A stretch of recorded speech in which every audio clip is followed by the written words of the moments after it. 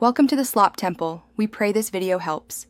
You start by opening the touchpad controls right away. You don't need extra tools.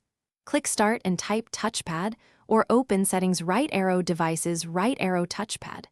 Once here, make sure you're in the right panel for your built-in device and not an external mouse. If there's a manufacturer control app like Synaptics or Elan, open it now.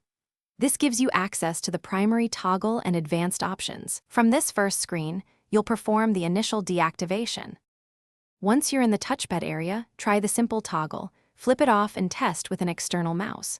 If no toggle exists, open Device Manager and expand mice and other pointing devices. Find the touchpad listing, Synaptics, Elan, or HID.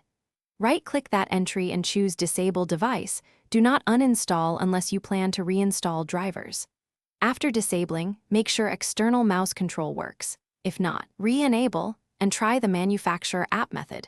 Finish by rebooting and confirming the touchpad remains disabled. This ensures persistence. If it reactivates, open Device Manager and disable automatic driver installation, or check the laptop's vendor utility for an override. As a deeper step, enter BIOS/UEFI on boot and look for an internal pointing device option to disable permanently. If problems persist, update or roll back touchpad drivers, and as a last resort, use the BIOS setting. Troubleshoot tip: if you lose external mouse, re-enable in Device Manager or BIOS. Thanks for watching. Consider subscribing if we helped you.